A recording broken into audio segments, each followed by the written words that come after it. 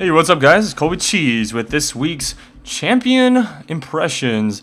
We just had Yorick, the Gravedigger, released, and I got a chance to play him in several different games, as well as talk to a few friends of mine who were giving him a try as well, and have a pretty good idea of how this champion's going to play out. So let's just check it out. First thing to note is, of course, he can summon several different types of ghouls that will help to aid him in battle. He's got one that is an on-hit attack, which is similar to, Blitzcrank's knockup or Trundle's Bite, where you can actually reset your attack timer. If you auto-attack and then immediately hit your Q, then it'll do pretty big extra damage, and it'll spawn a little ghoul that'll make you run quite a bit faster. And then you've also got an ability that is ranged, AoE slow, and it'll spawn a little ghost that as long as it's around the enemy, it'll slow that enemy. It's a pretty good spell overall. It gives you some nice range, a way to slow down enemies whenever they're chasing you or your allies to help them get away. And finally, you've got a ranged single target, kind of a nuke that gives you a bit of lifesteal back. And that's pretty much it. It just gives you a little bit of lifesteal back. Yorick also gains about 15% extra damage when all three of his ghouls are up, 5% for each one. And finally, for his ultimate will actually do a Revenant of whoever you click on. You're going to probably be clicking on your carry because it scales based off of their attack damage. That's really the only scaling that the ghoul has, and it doesn't last very long. It's probably not a very strong spell at all, but if you can put it on a good fed AD carry, it will do a decent amount of damage for the amount of time it's up, which is not very long. One cool thing though is if they do die, then you can actually get that person respawned, and you'll be able to that person will be able to control it for about 10 seconds or until someone kills the ghoul off. And it's just like you were actually respawned by Zillion, except for there's no wait time. You just you're up, and you can use all of your abilities except for your summoner spells. Overall, it's an extremely weak spell in my opinion. The little Revenant doesn't last a very long time. You actually want to use the Revenant early on in the fight to do extra damage. However, it doesn't last long enough that if they die, you can have them respawn. So you can't actually get the full use out of it. It's kind of sad overall, to be honest with you.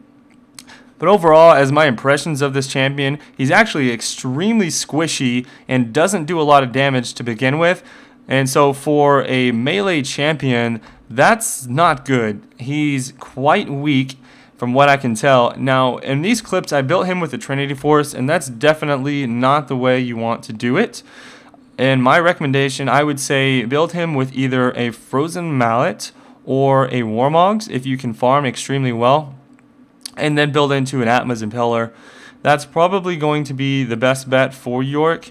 And then as far as your laning is concerned, you probably need a solo lane to be decent. However, you're kind of wasting it since Yorick's not that strong. He can't carry and he can't tank, so it's not really beneficial for your team to go solo. He can jungle, but it's pretty slow. It's about as slow as Warwick's jungle as well. I think that Yorick has potential to be good. It's just that he's going to need quite a few tweaks in order to be viable at all. His base stats are pretty low. He doesn't do much of anything at all, to be honest, and his mana costs are extremely outrageous. So you cannot actually spam your abilities in the lane very well. And these clips I was actually leveling up my Q first and then my E and my W last. I had a few people say that they would actually level their W first so that they can have better sustainability in lane as far as harassing people, since it is a ranged, slow AoE. Only problem with that is that'll help push your lane a little bit, so you're more susceptible to ganks and the like. And again, he does have mana problems, so you may even have to do like a Philostone or some kind of mana regen build in order to make that viable.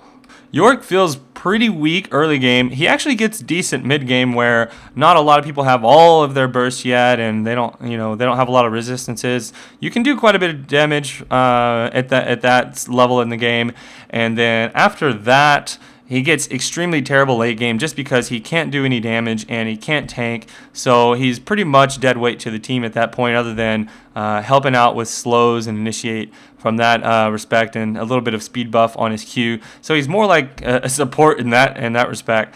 Overall, I'm not too happy with Warwick as he currently is. However, I do think that if they tweak some things about him, he can be a viable champion. So if you're thinking about buying him, I'd say hold off until they decide to buff him, if at all. I'd say if you are looking for a champion who's kind of tanky, can do bruiser type damage, and has a range slow, and can jungle well, I'd say go for Trundle. Or if you like someone who can solo lane and be a great assassin and tanky DPS and is hard to kill and is great at just eliminating your opponents and extremely powerful, I'd say go for Aurelia. Other than that, that's pretty much my impressions for Yorick for now. If you guys enjoyed it, be sure to subscribe because I will be doing more of these videos in the future as well as actual champion guides. And if you liked it, please thumbs up. I'll see you guys around next week. This is Colby Cheese. Peace out.